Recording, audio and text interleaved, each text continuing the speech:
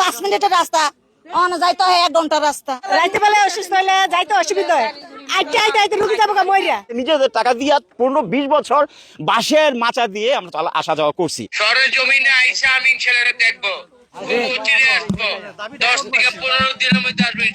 মাত্র 15 মিনিটের পথ, অথচ একটি পাকা ব্রিজ না থাকায় সেই পথ পাড়ি দিতে সময় লাগে প্রায় 1 ঘন্টা। বছরের পর বছর ধরে এমন দুর্ভোগ মুন্সিগঞ্জ পৌরসভার 9 নং ওয়ার্ডের রমজানবেগ এলাকায়। স্কুলে যেতে শিশুদের, কর্মস্থলে চাকরিজীবীদের আর চিকিৎসার জন্য হাসপাতালে যেতে রোগীদের ভরসা এই নড়বড়ে কাঠের ব্রিজ। বৃষ্টি কিংবা রোদের ঝুঁকি নিয়েই পার হতে হয় এই ব্রিজ। সামান্য অসাবধানতাই ডেকে আনতে পারে বড় দুর্ঘটনা। যদি রাত্রে বেলা কোনো একটা ডেলিভারি হয়, ব্রিজের লেগে সাকাদা যাইতে নিতে পারি না, পোলাপানি স্কুলে যাইতে পারে না, ইয়া করতে পারে না।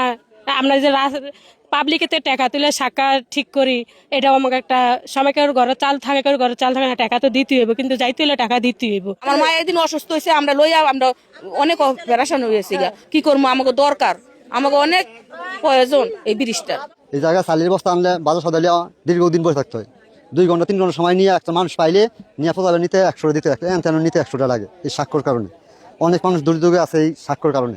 যদি একটা ব্রিজ হয়, রিক্সা গাড়ি গেলে অনেক মানুষের উপকার হবে। স্কুল হচ্ছে আমাদের দক্ষিণে, যদি আমরা ওই অনেক দূর দিয়ে যদি আমরা স্কুলে যাওয়ার চেষ্টা করি, তাহলে স্কুলের ক্লাস আমরা হয়তো ঠিক মতো পাই না। যারা ঘাম জড়ার টাকা দিয়ে প্রথম আমরা এটা মাচা করে আমরা দীর্ঘদিন 15-20 বছর মাচা অবস্থায় ছিল, তখন কিন্তু আমরা কোনো সরকারি অনুদান বা কোনো ভালো লোকের কিন্তু আমরা সাহায্য সহযোগিতা পাই নাই, বা কেউ আমাদেরকে দেখেও নাই। রোগী স্ট্রোক করলো হঠাৎ করে, একটা গাড়ি পাওয়া যায় না, আনতে আনতে মানুষটা মারা যায়।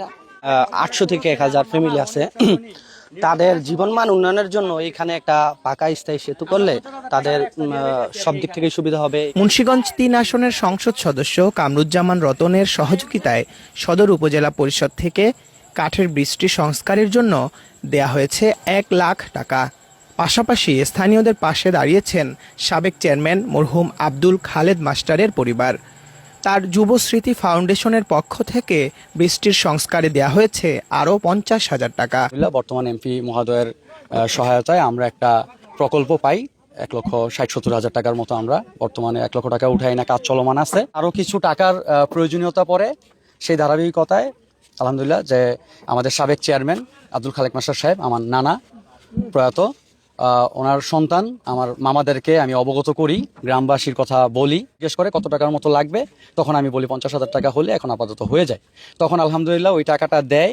আমার বাবা সবসময় মানুষের পাশে ছিলেন, সবসময় যা যা প্রয়োজন সবার দুঃখে সুখে পাশে থাকতেন। এলাকাবাসী যে সময় যখন প্রয়োজন ছিল তখন সবসময় মানুষ সাহায্য করতেন, পাশে থাকতেন। তো আমরা সবসময় চিন্তা ভাবনা করি যে বাবার আদর্শটা ধরে রাখার জন্য, যাতে আমরা বাবার আদর্শটা ধরে সবসময় এলাকাবাসী সবার সহযোগিতা করি। তো আমরা যাতে সবসময় আপনাদের পাশে সবসময় সহযোগিতা করতে পারি, এই জন্য আমার দোয়া করবেন এবং আমার বাবার জন্য দোয়া করবেন, যাতে আমার বাবাকে আল্লাহ জান্নাতবাসী করে। এদিকে স্থানীয় বাসিন্দাদের সঙ্গে ভিডিও কলে যুক্ত হয়ে বৃষ্টির খোঁজ নেন সংসদ সদস্য কামরুজ্জামান রতন। তিনি সরেজমিনে বৃষ্টি পরিদর্শনের কথাও জানান। ডেস্ক রিপোর্ট, আমার বিক্রমপুর।